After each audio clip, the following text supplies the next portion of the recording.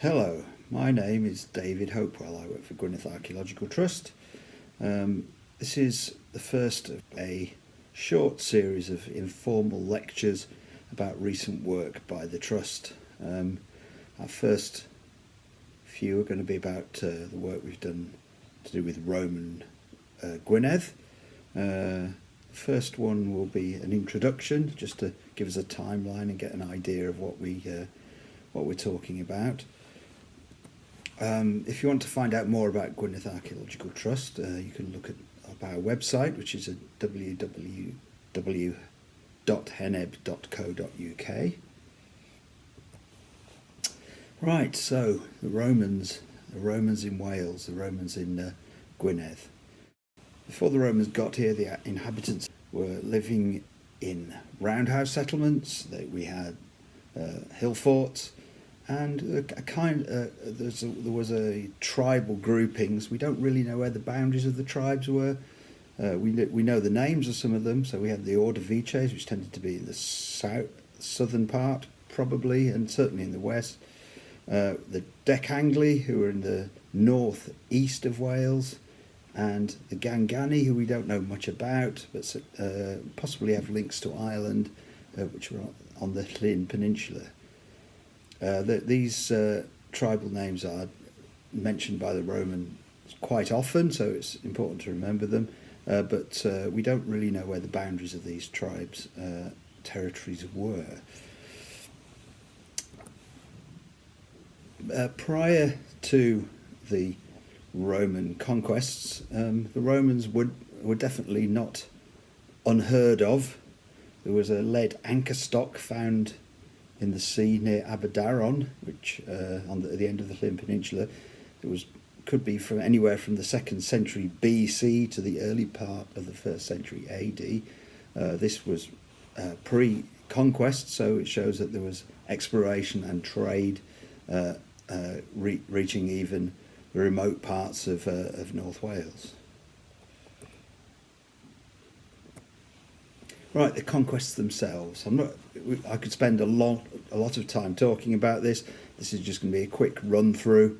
The first conquests to Britain were by Julius Caesar in 55 and 54 BC. This wasn't something that really lasted, and Tacitus, a Roman writer, wrote that it must be said that Caesar revealed rather than bequeathed Britain to Rome. So before Caesar had visited, Britain was a kind of mysterious place. People didn't really know much about it. It was perhaps seen as magical. It was, an El Dorado or something. Caesar actually got to see the place.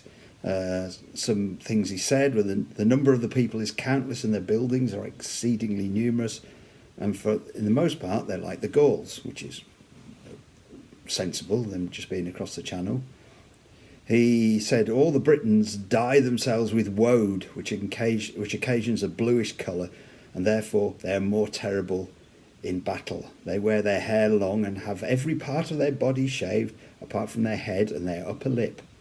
10 and even 12 have wives common to them.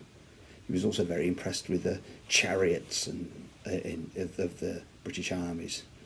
He noted that the institution of Druidism is thought to have originated in Britain and to have been thenceforth introduced into Gaul. And even now, those who wish to become more accurately acquainted with it generally go to Britain for the sake of learning it. The real invasion was quite a gradual process, but beginning in AD 43 under the Emperor Claudius, and was sort of largely completed by the end of the AD 80s. Wales was actually affected quite early on. AD 47 to 48 were the first moves against the Decangli in north East Wales. They didn't actually go all that well. There was quite a lot going on, quite a lot of moves against different tribes.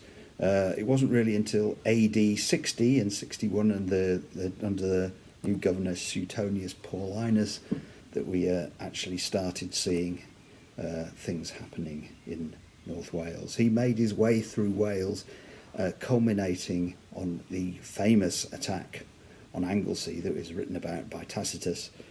I will read it out to you because it's quite instructive. Suetonius Paulinus prepared to attack the island of Mona, which had a considerable population of its own, while serving as a haven for refugees. In view of the shallow and variable channel, the Menai Strait, he constructed a flotilla of boats with flat bottoms. By this method, the infantry crossed. The cavalry who followed did so by fording, or in deeper water by swimming at the side of their horses. On the beach stood the adverse array, a serried mass of arms and men, with women flitting between the ranks, in the style of the Furies, in robes of deathly black, and with dishevelled hair they brandished their torches, while a circle of druids, lifting their hands to heaven and showering curses, struck the troops with such an awe at the extraordinary spectacle that, as though their limbs were paralysed, they exposed their bodies to wounds without an attempt at movement. Then, reassured by their general and inciting each other never to flinch before a band of females and fanatics, they charged behind the standards, cut down all who met them, and enveloped the enemy in his own flames. The next step was to install a garrison amongst the conquered population and to demolish the groves consecrated to their savage cults, for they considered it a pious duty to slake the altars with captive blood and to consult their deities by means of human entrails. While he was thus occupied, the sudden revolt of the province, this is Boudica and the Iceni, was announced to Suetonius, and he left.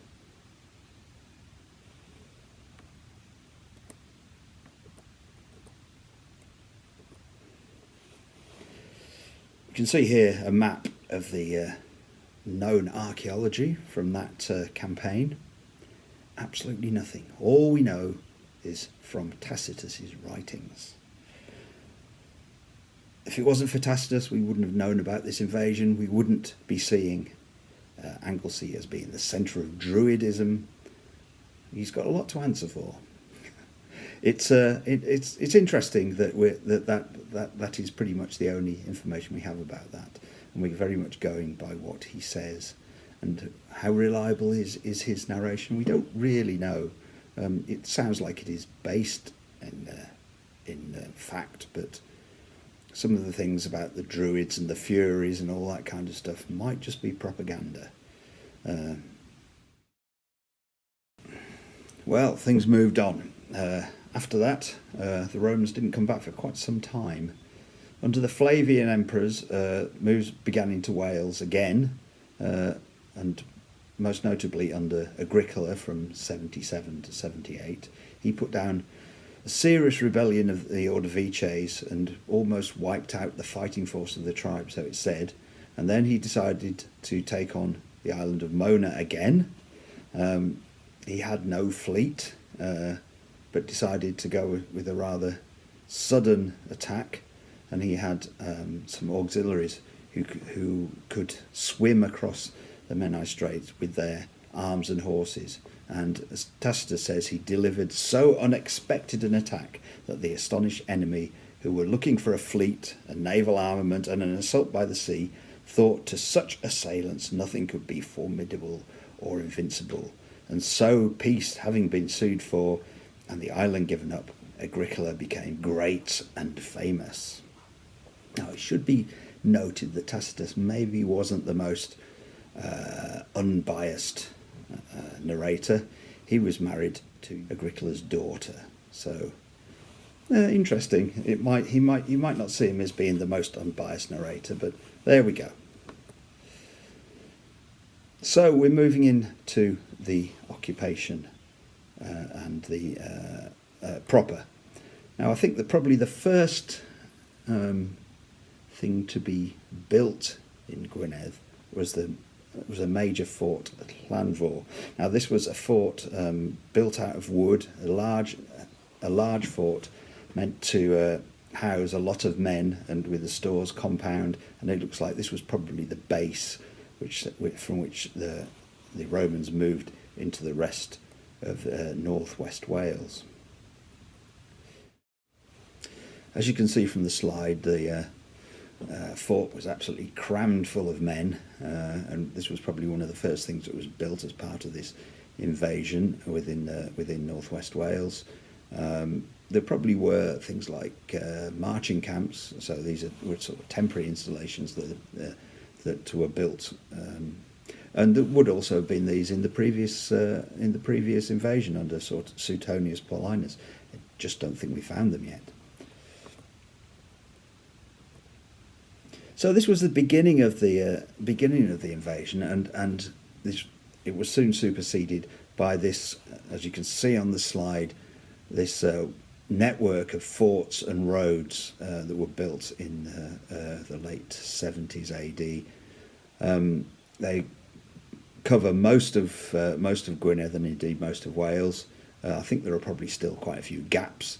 Doesn't seem to be anything much on the much conquered island of Anglesey, so I think we're actually missing a fort on there, and there are a few other rather suspicious gaps. So I don't think we've necessarily got to the end of this particular set of fortifications. The slide here shows you a fairly typical example of the forts that they were building. These are called auxiliary forts, much smaller than the Llanfor, holding a smaller garrison. We'll talk about these in a later lecture. This is the one at Canovium in the Conway Valley. A smaller fort than Llanfor, and also you can see that it has what's called a vicus, a civilian settlement to the north of it. We'll be looking at these in a bit more detail in a later lecture. But this is the kind of thing that would have been appearing in the landscape at this time. So this was the start of the Roman occupation proper. We might be looking in Wales of maybe 10% of the population were Roman occupiers at some points at the beginning of this process. It was a militarised zone. There's no doubt about it. To start off with, that it was a militarised zone. The Romans were here to stay. Well, not to stay. They were here for about 300 years. And to put that in perspective, that's about, if you look at thinking of that in the equivalent of British history, that's as if they, from the perspective of now, they would have had arrived in 1703 when Queen Anne was on the throne. But things changed. So we started off with a militarised zone. If we look at the map of Roman military Gwynedd in AD 130 to 150, this is not all that long after the invasion, we notice that most of the forts are no longer occupied. So something's changed, and we're looking at something that doesn't appear to be quite the same sort of militarised landscape. This situation carried on for a further 230 years. This is a long time. This is something that people tend to forget about. Everybody gets very wrapped up in the idea of the Druids and fighting on Anglesey. But for 230 years, the equivalent of since the reign of George III, we were looking at something that doesn't appear to be quite such a militarised zone. Indeed, from 150 onwards, the only fort that was really being occupied was Saguntium. The rest of it, the Romans had gone. They had other priorities, so something else was going on in this period. I think the thing to look at next is one of our recent discoveries, which is a settlement at Tycochion on Anglesey, the other side of the Menai Strait from Saguntium.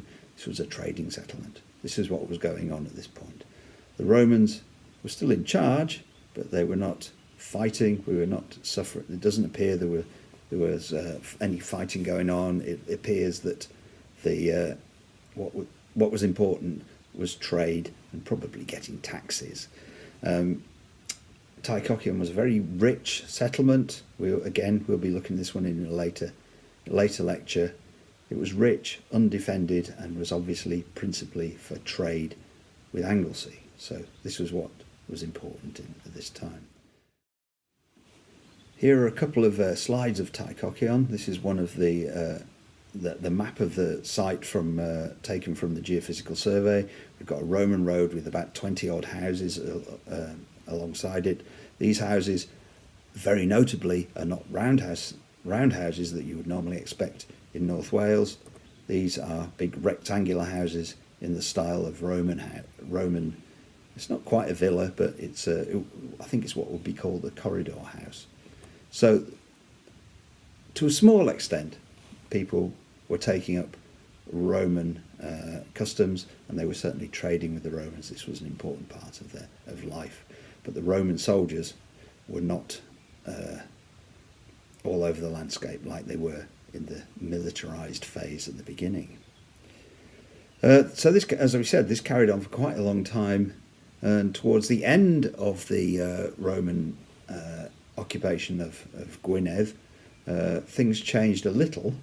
We note that on this slide here that you can see there's a new addition at Caergybi. This is at Holyhead. So this is a small naval base. There are a couple of, you can just about see them on the map. There are a couple of watchtowers looking down over the naval base.